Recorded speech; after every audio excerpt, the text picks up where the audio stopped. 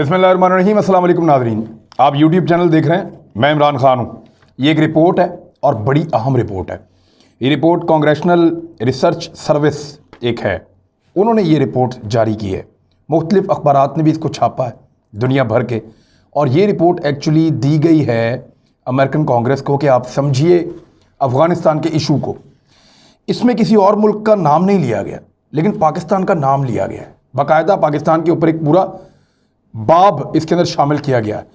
18 सफ़ात की एक रिपोर्ट है, बहुत छोटा छोटा करके लिखा हुआ है, तो बड़ी ज़्यादा डिटेल्स हैं इसके अंदर, बेशुमार डिटेल्स हैं इस रिपोर्ट के अंदर।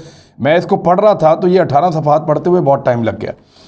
ये बड़ी इंपॉर्टेंट रिपोर्ट है। इसमें एक तो बैकग्राउंड सबसे पहले बताया गया है कि अमेरिका तालिबान का जो एग्रीमेंट है वो क्या है, उसके बारे में बताया गया। मैं इस रिपोर्ट की कुछ सीधा चीज़ें आपको बताऊंगा, फिर मैं आपको बताता हूँ कि इसका इम्पैक्ट पाकिस्तान पे क्या पड़ने वाला है और भारत का जो है वो सफ़े मातम बिछने वाली है। उसकी वजूहात मैं आपको बताता हूँ। इस रिपोर्ट ने भारत का पूरा पोल खोल दिया है। ये रिपोर्ट अमेरिकन है, लेकिन कुछ चीज़ें ऐसी हैं जिनसे आप इख्तलाफ भी कर सकते हैं बतौर पाकिस्तानी, क्योंकि अमेरिकन ने ये रिपोर्ट कांग्रेस को दी है और ये बाकायदा रिसर्च है उनकी, और उसको रिसर्च करने के बाद उन्होंने इसको पब्लिश किया है। और ये रिपोर्ट आई है जी 25 मार्च को वहाँ दी गई थी, अब ये पब्लिश हो गई है। सबसे पहले उन्होंने बताया कि अमेरिका और तालिबान का एग्रीमेंट डोनाल्ड ट्रंप के दौर में हुआ और 29 फरवरी 2020 को हुआ। तय पा गया कि तालिबान हमले नहीं करेंगे हमारी फ़ौजों पे, तो फिर उसके बाद से लेकर अमेरिकी फ़ौज पे तालिबान ने हमले नहीं किए। यूएस मिलिट्री विड्रॉल, इसके बाद बताया गया कि अमेरिकी फ़ौजों का इनखला शुरू हो गया। नेटो मुल्क भी अपनी फ़ौजें निकालना शुरू हो गए, तो अमेरिकी फ़ौजी फिर बहुत थोड़ी तादाद में अब रह गए हैं, और लगभग 2500 फ़ौजी हैं, जो बहुत कम तादाद है। और उस वक्त से लेकर अब तक तालिबान ने अमेरिकी फ़ौजियों को मारा नहीं है। जबकि इसी में उन्होंने ये कहा कि इंट्रा अफ़गान टॉक्स, क्योंकि हमारा ये कहीं भी नहीं था, क्योंकि पहले अमेरिका और अफ़गानिस्तान के तालिबान ये आपस में बराह रास्त बात कर रहे थे, तो अफ़गान हुकूमत के बिहाफ पर भी अमेरिका बात करता था। लेकिन ये महसूस किया गया कि अफ़गान हुकूमत जब से अमेरिका ने इनखला शुरू किया तो वो अलग से तालिबान के साथ उनका फड्डा शुरू हो गया, और फिर दोनों तरफ से मारामारी शुरू हो गई। तो ये महसूस किया गया कि इनके आपस में इंट्रा अफ़गान मुज़ाकरात, यानी जो अफ़गानिस्तान के अंदर ग्रुप्स हैं, चाहे तालिबान हैं, चाहे दूसरे इत्तेहाद हैं, या चाहे अफ़गानिस्तान की हुकूमत है, इनके दरमियान भी मुज़ाकरात किए जाएँ। तो ये मुज़ाकरात सितंबर 2020 में शुरू किए गए, यानी फरवरी 2020 में अमेरिका का और तालिबान का मुआहदा हुआ, जो 2018 में शुरू हुआ था मामला, 2 साल के अंदर मुआहदा हुआ, और सितंबर 2020 में ये नेगोशिएशन शुरू हो गई। अमेरिका के मुआहदे में उन्होंने लिखा कि जी 1 फरवरी 2021 तक अमेरिकन फ़ौजियों को उस मुआहदे के मुताबिक अफ़गानिस्तान को खाली करना था। अच्छा, उसमें इंट्रा अफ़गान टॉक्स के बाद इन्होंने कहा जी कि मेजर निगोशिएटिंग इशूज़ के आपस में जो इनके मुज़ाकरात हो रहे थे, उनमें जो बड़े बड़े इशूज़ आए वो 2 थे। पहला इशू ये था कि रिड्यूस वायलेंस, कि जो पुरतशद्दुद वाक़यात हैं उनमें कैसे कमी की जाए। अब पुरतशद्दुद वाक़यात बड़े हैं, दोनों जानिब से बड़े हैं और लगातार बढ़ रहे हैं। इसके ऊपर मैं आपको ख़बर भी देता हूं कि अभी हालिया 2 दिनों के अंदर क्या हुआ। बहुत बड़े बड़े अटैक किए गए हैं तालिबान की जानिब से अफ़गान फोर्सेस पे और अफ़गान फोर्सेस की जानिब से तालिबान के ऊपर। ये मैं आपको बाद में बताता हूँ।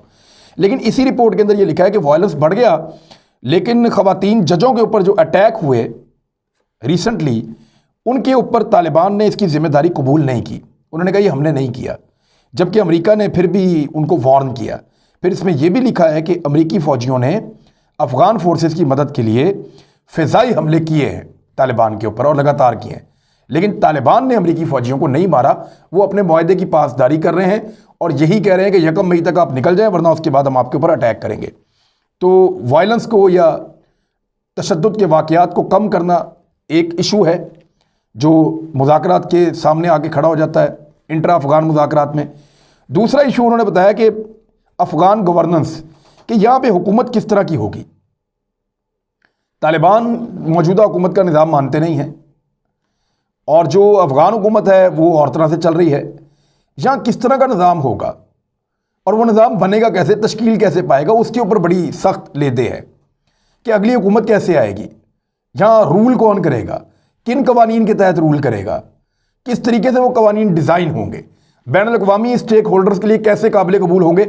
इसके ऊपर ये एक बहुत बड़ी चीज़ है जो डिस्कसेबल है उन्होंने कहा, और इस पे अभी तक कोई पेशरफ्त नहीं है। एक तो पुरतशद्दुद वाक़यात को कम करना है, दूसरा अफगानिस्तान के अंदर जो गवर्नेंस का मॉडल है वो क्या होगा उसके ऊपर उन्होंने करना है कि पता तो चले ये मुल्क चलाना कैसे है और किसने चलाना है और किस निज़ाम के तहत चलाना है। इसके ऊपर कोई बातचीत ना, तालिबान का अपना एक पूरा नज़रिया है, शरीयत के मुताबिक आएंगे, अपनी शूरा कायम करेंगे, अपने लोगों को अपॉइंट करेंगे और मुल्क को चलाएंगे। जबकि वो कहते हैं सदारती इंतखाब होगा, हमारा सदर आएगा और हमारा डेमोक्रेटिक तरीके से हम इस मुल्क को चलाएंगे। अब दोनों का अपना अपना है। इसके बीच में कोई रास्ता अगर निकालना है तो निगोसिएशन होनी है, वो नहीं हो पा रही। उन्होंने कहा ये दो बहुत बड़ी रुकावटें हैं। अब इसमें एक और जो बाब है वो बड़ा इंपॉर्टेंट है। उन्होंने लिखा कि तालिबान, इस्लामिक स्टेट जिसको दाइश कहते हैं, और अलकायदा, इनके दरमियान ताल्लुकात। तो इस रिपोर्ट ने बताया कि 60,000 के करीब फुल टाइम लड़ाका तालिबान मौजूद हैं अफगानिस्तान में, और इस्लामिक स्टेट के या दाइश के 2,000 से 4,000 लड़ाका हैं। अलकायदा के लोग भी वहाँ मौजूद हैं और उन्होंने कहा इनके आपस में रवाबित हैं। इसके सबूत उन्होंने कहा मौजूद हैं और मिलते रहे हैं। अमेरिकन और नेटो कमांडर्स ये अपने स्टेटमेंट्स में कहते रहे हैं कि इनके आपस में रवाबित हैं और ताल्लुकात हैं, और कुछ ऑपरेशंस के अंदर एक दूसरे की मदद भी की गई है। ये उन्होंने अमेरिकन कांग्रेस के अंदर जो रिपोर्ट पेश की उसमें बताया। अब आ जाए जी पाकिस्तान का बाब जो है। पाकिस्तान के बारे में इन्होंने 2 सफ़ात के ऊपर बड़ी डिटेल में लिखा है। एक तो उन्होंने कहा पाकिस्तान का अफगानिस्तान में सबसे ही अहम किरदार है, इससे ज़्यादा किसी का अहम रोल नहीं है अफगानिस्तान में, और ये अभी तक मौजूद है, पहले भी रहा है, अब भी है और कई दहाइयों से है। और ये कई एतबार से ये जो किरदार है पाकिस्तान का ये मनफी भी रहा है। अब वो जो मनफी का बताते हैं वो ये कहते हैं कि पाकिस्तानी सिक्योरिटी इदारों के अफगान तालिबान के साथ अच्छे ताल्लुकात रहे हैं और अभी भी हैं, जिनमें हक्कानी नेटवर्क ऐसा है जिसको वो सपोर्ट करते रहे हैं और उनका ख्याल रखते रहे हैं पाकिस्तान के सिक्योरिटी इदारे। पाकिस्तान पर नेटो और अमरीकी और अफ़गानी जो फ़ौजी हैं या जो फोर्सेस हैं वो ये इल्ज़ामात लगाते रहे हैं कि पाकिस्तान सपोर्ट कर रहा है अफ़गान तालिबान को, और इसलिए पाकिस्तान के किरदार को हम मनफी देखते हैं बाज़ जगहों पे। लेकिन बहुत सारी जगहों पे पाकिस्तान का किरदार बड़ा पॉजिटिव रहा है, यानी मुज़ाकरात में, नेगोशिएशंस में, अमन कायम करने में, आपस में मिल बैठने में, इन तमाम चीज़ों के अंदर पाकिस्तान का किरदार बड़ा पॉजिटिव रहा है। उन्होंने कहा कि 2018 में जब डोनाल्ड ट्रंप ने अमन के लिए पाकिस्तान से मदद मांगी तो पाकिस्तान ने शानदार किरदार अदा किया था, और इसी वजह से जो ज़ुल्म खलीलदाद हैं, अमेरिका के नुमाइंदा खसूसी, उन्होंने जो इस वक्त के अमेरिका के इनके बाद आए हैं, माइक पोम्पियो के बाद सेक्रेटरी ऑफ द स्टेट खारजी मामलात में, उन दोनों ने पाकिस्तान के किरदार का शुक्रिया भी अदा किया है और दोनों ने पाकिस्तान के किरदार को सराहा भी है और उसकी तारीफ़ की है कि अफ़गानिस्तान का अमन अमल पाकिस्तान के बगैर मुमकिन नहीं हो सकता था। अच्छा, इसमें एक और चीज़ उन्होंने बताई कि पाकिस्तान की जो मौजूदा क़यादत है इस वक्त, इमरान खान साहब की गवर्नमेंट, वो ये बयान दे रही है कि उन्हें एक मजबूत और मुस्तहकम अफ़गानिस्तान की ज़रूरत है। उन्हें एक तगड़ा अफ़गानिस्तान सूट करता है, ना कि एक कमज़ोर और गैर मुस्तहकम अफ़गानिस्तान। तो पाकिस्तान की हुकूमत की नीयत, उन्होंने कहा कि इस वक्त ये है कि एक मुस्तहकम और मजबूत और बेहतर अफ़गानिस्तान उनके हमसाये में मौजूद हो, जिससे उनके अपने मुल्क के अंदर अमन कायम होगा। और 1 मिलियन मुहाजिरीन, उन्होंने बताया कि पाकिस्तान में ऑलरेडी कोई 10 लाख से ज़ायद मुहाजिरीन मौजूद हैं और 1600 मील का एक लंबा बॉर्डर है जो अफ़गानिस्तान और पाकिस्तान के बीच में लगता है। अच्छा, इसमें एक चीज़ और लिखी है, वो ये लिखी है कि पाकिस्तान की सिक्योरिटी एस्टेब्लिशमेंट ये सोचती है कि भारत के ख़िलाफ़ अफ़गान तालिबान का जो नज़रिया या सोच है उसको अपने फ़ायदे के तौर पे देखते हैं हम। यानी पाकिस्तानी सिक्योरिटी फोर्सेस या सिक्योरिटी एस्टेब्लिशमेंट ये सोचती है कि क्योंकि तालिबान भारत के ख़िलाफ़ हैं और भारतीय नज़रिया के ख़िलाफ़ हैं, भारतीयों की हरकतों के ख़िलाफ़ हैं, और वो ये कह चुके हैं कि इन्होंने हमेशा गद्दारों का साथ दिया है और भारत के किरदार को पसंद नहीं करते, लिहाजा वो अब सोचते हैं कि ऐसे लोग हमारे फ़ायदे में हैं और ये लोग बेहतर हैं। तो तालिबान के लिए इसलिए एक नरम गोशा भी पाकिस्तान में है। भारत ने, उन्होंने लिखा, भारत के बारे में थोड़ा सा लिखा है इसमें कि भारत ने अफ़गानिस्तान में सरमायाकारी की, बहुत बड़े पैमाने पर सरमायाकारी की, अरबों डॉलर खर्च किए, और उसके अलावा बड़ा कमर्शियल काम भी किया, बहुत सारी सफारती कोशिशें भी की, अपने पाँव जमाने की कोशिश की। अमेरिका ने भारत को सपोर्ट किया, लेकिन इसके बावजूद भारत अफ़गानिस्तान में अपने पाँव नहीं जमा सका और आज भी वो वहाँ पे काबिल कबूल नहीं है, और अफ़गानिस्तान की हुकूमत से कोई दफ़ाई रवाबित भी कायम नहीं कर सका। अगर ये हो जाते ना दफ़ाई रवाबित अफ़गानिस्तान की हुकूमत से भारत के, तो पाकिस्तान के लिए मुसीबत बन जाती कि इधर से भी और उधर से भी, दो तरफ से भारत बैठा होता और हमारे लिए मुसीबत बनी हुई होती कि अटैक होगा तो यहाँ से भी होगा और वहाँ से भी होगा, तो हम मुश्किल में हो जाते। लिहाजा भारत ये नहीं कर सका और अमेरिका ने इस रिपोर्ट में लिखा है कि अमेरिका ने भारत को हमेशा अफगानिस्तान में सपोर्ट किया, लेकिन इसके बावजूद भारत की नालायकी है या नाकामी है कि वो वहाँ पे कुछ भी हासिल नहीं कर सका। तो इसलिए मैं कह रहा हूँ कि भारतीयों के रोने का वक्त हुआ चाहता है। वो रो लें, पीट लें, मातम कर लें इस बात के ऊपर कि इतना पैसा भी खर्च किया, इतनी मेहनत भी की और मिला भी कुछ नहीं। तो अफ़गानिस्तान ने जो रूस की रियासतें उनके साथ ताल्लुकात कायम किए हैं, जो वहाँ से आज़ाद हुई हैं, और ये ताल्लुकात बढ़ते चले जा रहे हैं। और इसी में ईरान और रूस के बारे में लिखा है कि उनका किरदार बहुत अहम हो गया है। और कई अमेरिकन कमांडर्स कई मरतबा ख़बरदार कर चुके हैं कि रूस और ईरान तालिबान की मदद कर रहे हैं। हालांकि 90 की दहाई में ये दोनों तालिबान के ख़िलाफ़ थे, लेकिन अमेरिका के साथ क्योंकि तालिबान अब मुकाबला कर रहे हैं, लिहाजा ये उनके सपोर्टर बन गए। क्योंकि ईरान और रूस की अमेरिका के साथ मुखालफत है तो वो तालिबान को सपोर्ट कर रहे हैं, और तालिबान उसका फ़ायदा उठा के अमेरिका को नुकसान पहुंचा रहा था। ये बड़ा लंबा अरसा होता रहा है। तो इन तमाम मुल्कों के बारे में उन्होंने लिखा, लेकिन पाकिस्तान के बारे में उनका ये कंसेंसस था इस रिपोर्ट में कि अमन के लिए, मुज़ाकरात के लिए, नेगोशिएशंस के लिए और मजबूत और मुस्तहकम अफगानिस्तान के लिए पाकिस्तान से बेहतर ना यहाँ पे कोई और मुल्क है और ना इससे ज़्यादा कोई फ़ाल किरदार अदा कर सकता है। ये जी मुकम्मल रिपोर्ट थी। अब इस रिपोर्ट के बाद अमेरिका अपनी ज़हन साजी कर रहा है। यहाँ पाकिस्तान को बहुत बड़ा रोल उसूलन उनको देना चाहिए, जो रोल वो भारत को देना चाहता था। ये रिपोर्ट कहती है कि पाकिस्तान को दिया जाए, पाकिस्तान को ये किरदार दिया जाए, पाकिस्तान पे एतबार किया जाए और पाकिस्तान को अफ़गानिस्तान के अंदर अमन कायम करने के लिए फ़रीक़ैन के साथ मुज़ाकरात से लेकर अफ़गानिस्तान में एक मुस्तहकम हुकूमत का क़याम तक ये पाकिस्तान की जिम्मेदारी होनी चाहिए। चाइना पाकिस्तान का साथ देगा, रशिया देगा, ईरान देगा, आसपास के और मुल्क। पाकिस्तान ने यहाँ पे एक अच्छे ताल्लुकात कायम किए हैं। भारत स्पॉयलर का रोल प्ले करेगा। अभी आइंदा 2 हफ्तों में तुर्की में मुज़ाकरात होने जा रहे हैं। उसके लिए जो अफ़गान सदर हैं उन्होंने 3 नुकाती एक पैगाम दिया है।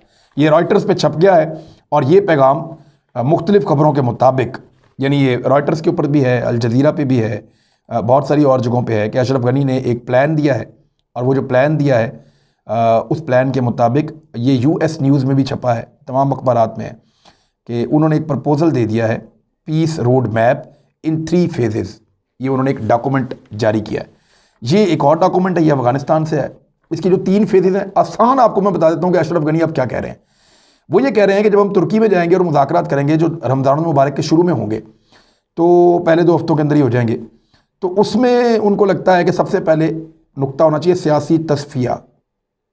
फ़रीक़ैन बैठें, सियासी तस्फिया करें और बैनुल अक़वामी निगरानी के अंदर जंगबंदी हो जाए, यानी दोनों तरफ से लड़ाई बंद हो जाए और बैनुल अक़वामी निगरानी हो और सियासी तस्फिया करवाया जाए कि क्या करना है यहाँ पे। फिर सदारती इंतखाब करवाया जाए, दूसरे नंबर पे उन्होंने कहा, दूसरा मरहला। अब अगर दूसरे स्टेप में सदारती इंतखाब कराएंगे तो तालिबान तो सदारत में मानते नहीं है, जमहूरियत में, डेमोक्रेसी में, यही भड्डा आता है। लेकिन साथ ही उन्होंने लिखा कि नए सियासी निज़ाम की तश्कील के लिए अमल दरामद के इंतजाम किए जाएंगे उसके बाद। यानी इसके अंदर अभी डिबेट हो सकती है कि पहले नया निज़ाम लाया जाए या इंतखाब करवाया जाए, पब्लिक से पूछा जाए, रेफरेंडम करवाया जाए, किस तरीके से इसको मैनेज करना है। नंबर 3, तीसरे नंबर पर उन्होंने कहा कि उसके बाद फिर अफगानिस्तान की तरक्की के लिए एक आइनी फ्रेमवर्क बनाया जाए और महाजरीन की बहाली का काम और उनकी तरक्की का काम, अफगानिस्तान की तरक्की का काम, इंफ्रास्ट्रक्चर का काम, ये सारा तीसरे फेज़ में आगे बढ़ाया जाए। ये 3 चीज़ें उन्होंने कही हैं और ये उन्होंने उस वक्त दिया जब अमेरिका की तजवीज़ आई थी। अमेरिका ने कहा था कि या तो आप एक अबूरी हुकूमत बना दें यहाँ पे फ़ौरन, तो या फिर आप तालिबान को हुकूमत में एक बहुत बड़ी नुमाइंदगी दे दें। तो तालिबान ने और अशरफ गनी ने, दोनों ने इसको रद्द कर दिया था। अब अशरफ गनी ने प्रपोज़ल दिया है, लेकिन अशरफ गनी को कई मुल्कों को उन्होंने ये प्रपोज़ल भेजा है जिन्होंने शामिल होना है मुज़ाकरात में ताकि ज़हन साजी हो। तो ज़्यादातर मुल्कों ने उनको जवाब ये दिया है कि आप तालिबान के साथ पहले मुशावरत कर लें और आप दोनों किसी नतीजे पे पहुँचें और फिर इसको ला के वहाँ पर दें ताकि हमें इस मामले को आगे बढ़ाने में आसानी रहे। लेकिन मुशावरत कहाँ होनी है उनकी आपस में, वहाँ तो जंग चल रही है। अब गुज़िश्ता 2 दिनों की कारस्तानी में आपको बताऊँ तो 200 से ज़्यादा लोग एक दूसरे के मार दिए हैं। इन दोनों का क्लेम है। अफ़गान हुकूमत का क्लेम यह है कि उन्होंने कई सूबों के ऊपर कई सूबों में अटैक किया है तालिबान के ऊपर और कंधार का एक ज़िला भी खाली करवा लिया है और 160 तालिबान के जो लड़ाका हैं उनको मार दिया है। ये अफ़गान हुकूमत कह रही है।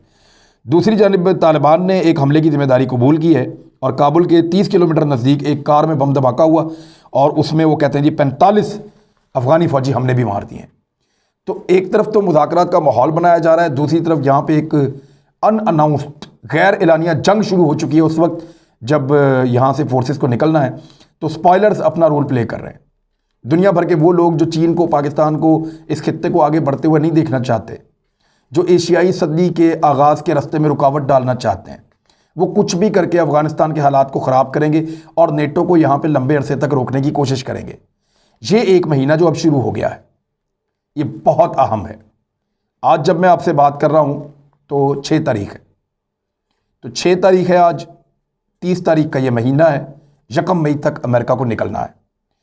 बहुत अहम दिन है ये, बहुत अहम दिन है, क्योंकि रमज़ान मुबारक के बाद जब ईद आएगी तो ईद के फ़ौरन बाद बड़े खौफनाक अटैक हो सकते हैं अमेरिका के ना निकलने की सूरत में। और तालिबान किसी और तरफ तो जा ही नहीं रहे, कोई और तो बात ही वो नहीं कर रहे। तो ये एक मुश्किल सूरत हाल है, इसमें दुआ की जा सकती है। और पाकिस्तान तो अपनी पूरी कोशिश कर रहा है, चाइना भी पूरी कोशिश कर रहा है, ईरान भी कोशिश कर रहा है, रूस भी कोशिश कर रहा है, लेकिन फिर भी स्पॉयलर्स मौजूद हैं। स्पॉयलर्स कौन है? India, Israel, America. और अमेरिका भी पूरा नहीं, अमेरिका के अंदर बहुत सारे ग्रुप्स हैं जो चाहते हैं लड़ाई बढ़ती रहे। फ्रांस, ये लोग नहीं चाहते कि अफ़गानिस्तान के अंदर मुकम्मल अमन आए। तुर्की चाहता है कि यहाँ पे अमन आए। तो जहाँ अमन वाले कोशिश कर रहे हैं वहाँ स्पॉयलर्स भी कोशिश कर रहे हैं जो अमन के ख़िलाफ़ कोशिश कर रहे हैं। अब दोनों में कौन कामयाब होता है, अगले 2 महीने बहुत इंपॉर्टेंट हैं। तो अगले 2 महीने में हमें अफ़गानिस्तान पे और तालिबान पे और इन मुज़ाकरात के ऊपर बहुत सारे प्रोग्राम करने पड़ेंगे। ये मैंने आपको एक थोड़ा सा उसका ब्रीफ दिया है, इसको जहन में रखिएगा, इस पर हम बात करते रहेंगे। अपना ख्याल रखिएगा, इस चैनल का भी। अल्लाह हाफ़िज़।